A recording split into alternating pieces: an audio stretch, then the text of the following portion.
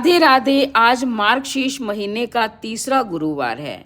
ये मार्गशीर्ष महीने के गुरुवार माता लक्ष्मी जी के लिए किए जाते हैं।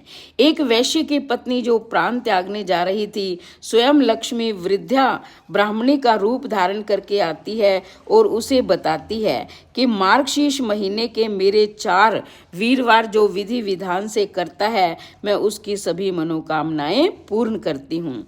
लक्ष्मी जी ने कहा कि मैं साधारण ब्राह्मणी नहीं हूँ, मैं लक्ष्मी हूँ, द्वारकाधीश मेरे पति हैं। मगर के महीने में मैं धरती का भ्रमण करती हूँ, दुखियों का दुख दूर करती हूँ। जो भी मेरा व्रत या पूजन करता है वह दुर्भाग्य को त्याग कर सौभाग्य को प्राप्त होता है। मैं उसके घर में निवास करती हूँ। मेरे निवास करने के कारण वह प्राणी बहुत प्रकार के सुखों को प्राप्त करता है। वीरवार का दिन मुझे बहुत ही प्राणों के समान प्यारा है। जो वीरवार कथा करता है, सुनता है, उसके घर से दुख दरिद्रता का नाश हो जाता है। जो वीरवार का व्रत करता है उसकी सभी मनोकामनाएं पूर्ण होती हैं। वीरवार के दिन नहा धोकर पवित्र वस्त्र धारण करके कांशी की थाली में मेरा आसन लगाएं। सुंदर वस्त्र और आभूषण पहनाना, तुलसी पीले फूलों की माला पहनाना, तिलक लगाना, रोली मोली गुड़ मुनक्का मेरे आगे रखना, मिठाई का भोग लगाना, तुलसी दल चढ़ाना, पान का बीना फल की कामना वाला फल चढ़ाएं।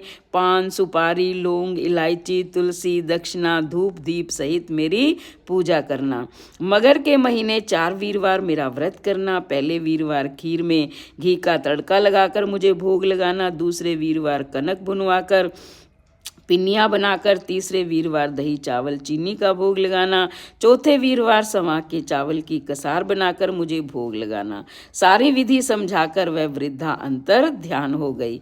तो वैश्य की पत्नी ने लक्ष्मी जी ने जो भी व्रत की विधि बताई थी, विधि विधान से व्रत को किया और लक्ष्मी जी की कृपा से उसके घर में धन धान्य की कोई कमी नहीं रही। तो आप भी व्रत करिए, माता लक्ष्मी जी की पूजा करिए। विधि विधान से जो भी सामग्री बताई है, आप उससे पहले गणेश जी की पूजा करें, फिर माता लक्ष्मी और भगवान विष्णु जी की। उसके पश्चात इनकी कथा सुने, आरती करें और जो आपने जल का लोटा भरा हुआ है उस जल के छींटे अपने पूरे घर में छिड़क दें। चरणामृत अवश्य बनाएं, चरणामृत का भोग लगाएं और सारे घर के सदस्यों में बांट दें। इस प्रकार जो भी माता लक्ष्मी जी का व्रत करता है उसके घर में अन्न धन की कभी कोई कमी नहीं रहती। वह दुर्भाग्य को त्याग कर सौभाग्य को प्राप्त करता है और मरने के बाद लक्ष्मीपुर में निवास करता है। इसलिए व्रत ये अवश्य